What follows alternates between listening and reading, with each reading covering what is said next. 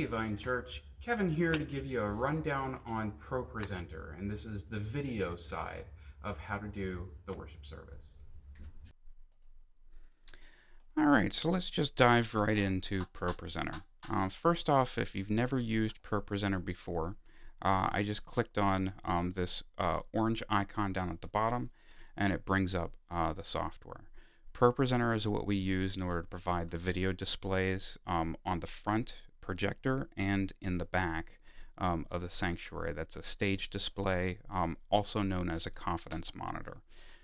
It's called Confidence Monitor so that the band or the pastors can look up at it real quick, and be able to kind of keep track of where they're at in the service.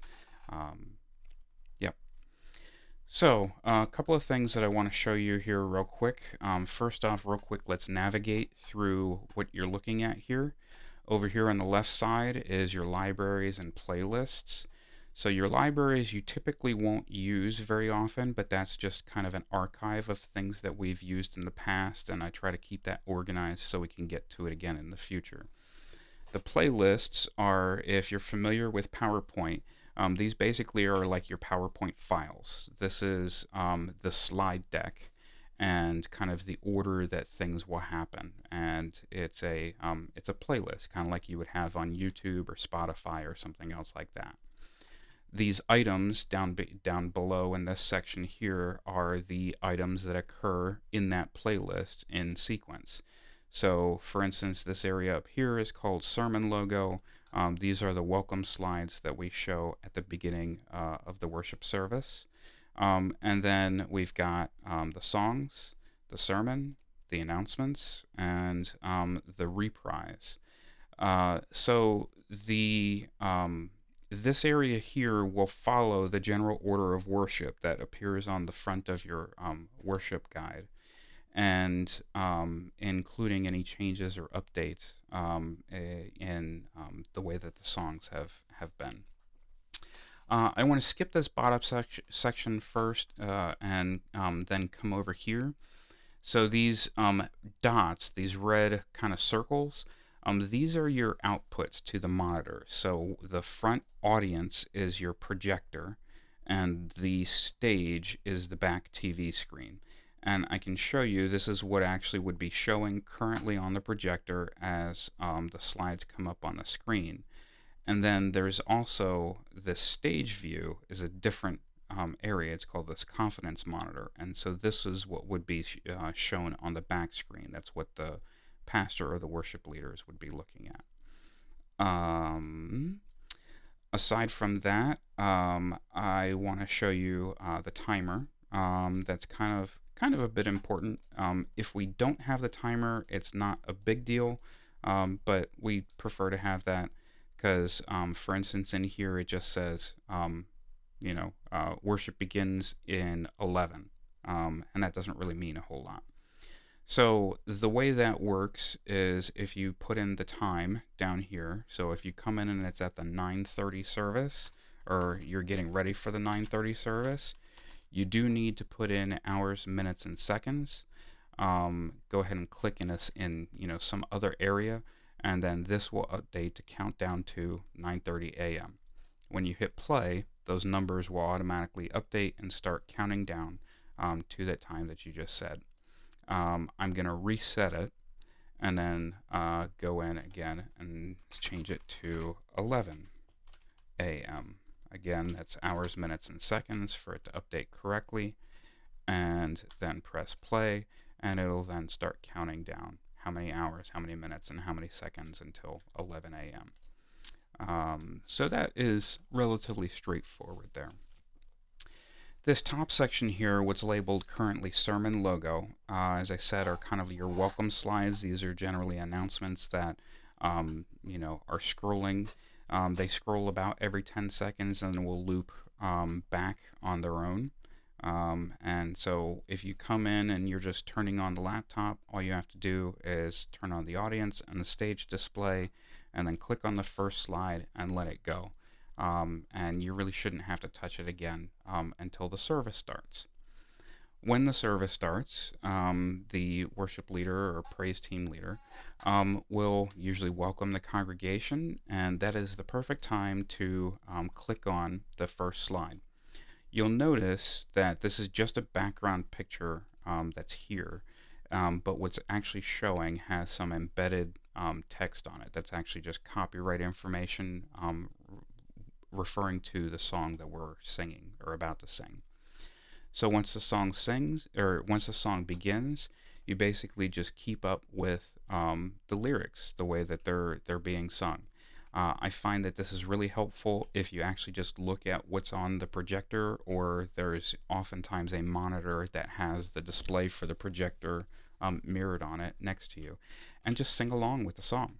So, who breaks the power of sin and darkness, whose love is mighty and so much stronger. Click the next slide and keep going along.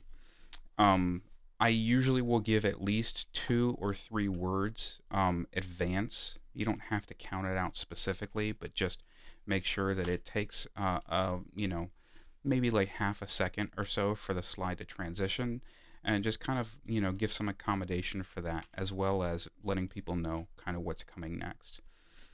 You also don't have to worry about kind of getting the band off. What they're looking at while you're showing the lyrics up on the screen is this is the current slide that you're on now, and then this is showing them what the next slide coming up is. So if you get a little bit off in your timing, it's no big deal. Not only that, but they will have the music down in front of them. So the reliance on the confidence monitor is basically just a backup for the band. More specifically, you're kind of tracking this for the congregation so that they're keeping up with what words are being sung. Ideally, if we've loaded everything correctly, and this has actually been the case pretty recently, you should be able to begin the service and effectively sit back and just hit the right arrow key throughout the entire service and keep up with what's going on. Now that's if there aren't any last minute changes or updates or anything along those lines. If things get a little wonky or out of whack, use your mouse and just click on, if for instance, and I make mistakes plenty of times, I forgot to put in that the praise band was going to sing the chorus twice, and instead of just once in this case, and you get yourself to this point and all of a sudden they start singing This Is Amazing Grace again, no worries, go up here and click This Is Amazing Grace. And if you were a little bit ahead and started on this, it's no big deal. Go ahead and just find your place and pick back up and keep going. I will say that when you get to the last slide, if you're using the arrow keys on the keyboard, you'll usually have to press the arrow key twice. The first time we'll go to the next kind of area where you saw this kind of bounce down to your grace is enough, and then you'll have to hit the arrow key again in order to actually go to the next slide. That's a little bit of a nuance with the software. Some other things for the sermon, usually there's points. There's like 3 or 4 points that are being made during the sermon that are part of, that are also associated with the listening guide. So during the sermon, you'll typically show the regular sermon background image. I don't have the points to the sermon loaded presently. I'm recording this on a Wednesday, but I will have them in by Sunday.